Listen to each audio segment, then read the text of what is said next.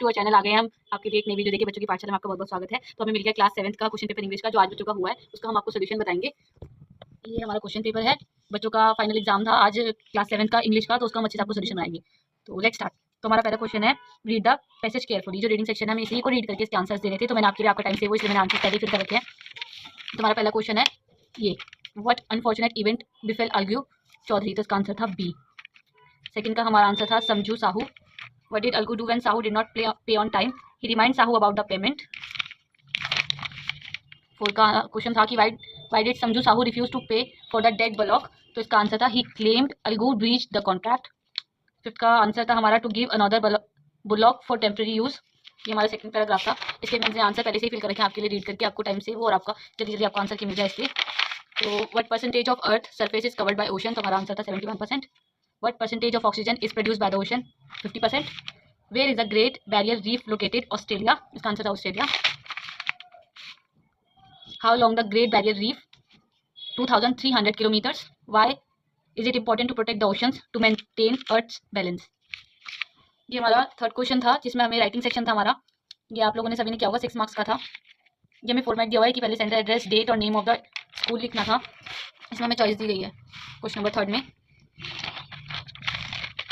Question number 4 हमारा paragraph writing था nature के ऊपर, जो हमारा टाइटल था, और इसी पॉइंट को हमें लेकर आंसर फिल करना था। अगर हमने ये किया था तो हमें ऑप्शन में दिया हुआ था। ये हमारा ग्रामर सेक्शन है, ये भी मैंने आप लोगों को पहले फिल किया हुआ है। तो हमें read the paragraph carefully and fill in the blanks with appropriate articles fill करने हैं हमें इसमें। Moving to the United States, तो हमारा फर्स्ट क्या है, द या दी जो भी आप कहना प्रेफर करें। तो हमारा पहला था द, सेकेंड था हमारा फिर से the most exciting thing I have ever done, I move last year to New York, New York is. Third था हमारा एन, बिकॉज यहाँ पे वोवल है इसलिए। फोर्थ हमारा था ए। फिफ्थ हमारा था द, यहाँ पर हमें द फिल करना था, द स्ट्रीट यस्टरडे। हमारा ग्रामर सेक्शन था 4 मार्क्स का। ये फिर से हमारा ग्रामर सेक्शन है जिसमें हमें एडजेक्टिव्स को, ये हमें सेंटेंस दिए हुए हैं, हमें इसमें हाईलाइट करना है एडजेक्टिव्स को। तो एडजेक्टिव हमारा पहला handsome, Hemant is a handsome क्योंकि हमने उसकी तारीफ बताई हुई है।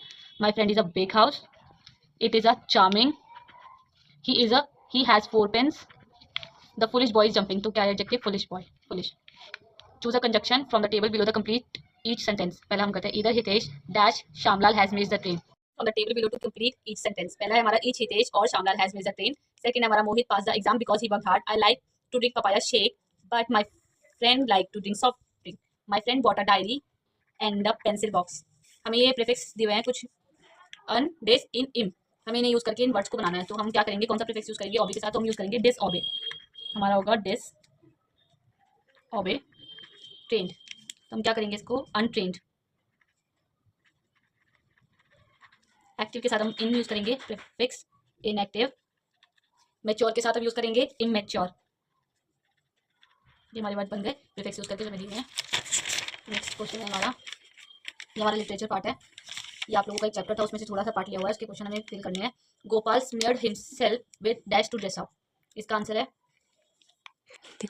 ऐश, इसका आंसर ऐश है। Why was Gopal dressing up in a strange way? आपने चैप्टर पढ़ा हुआ तो आपको आता होगा, अदरवाइज यहाँ पे भी दिया हुआ है by a fish, by a fish. आप इसे 1 वर्ड में भी लिख सकते हैं बिकॉज इतना हैवी क्वेश्चन नहीं है, 2 मार्क्स का पूरा पैराग्राफ है, पूरे क्वेश्चन हमें 2 मार्क्स में करने थे। उसमें भी चॉइस दी हुई है, कोई भी 2 क्वेश्चन करने हैं। State whether the given statement is true और false, Gopal's wife was confuse because of Gopal strange behaviour. हाँ तो ये स्टेटमेंट सही है, गोपाल की वाइफ थोड़ी सी कंफ्यूज थी, इसका आंसर होगा ट्रू। ये भी आपका लिटरेचर पार्ट है, मैंने ये भी आपके लिए पहले से फिल करा हुआ है। तो ये है, pull your socks up, stand up straight, say thank you, don't interrupt, no one thinks you are funny, take your egos off the table, can't you make your own mind up about anything। ये छोटा सा है तो हम इसके answer ये है। choose the action which is not mentioned in the poem, stand up straight, say thank you, ये था take your shoes off। what does the speaker say about listener's sense of humor, no one thinks you are funny। what does the poem suggest about making decisions, इसका answer होगा the listener cannot make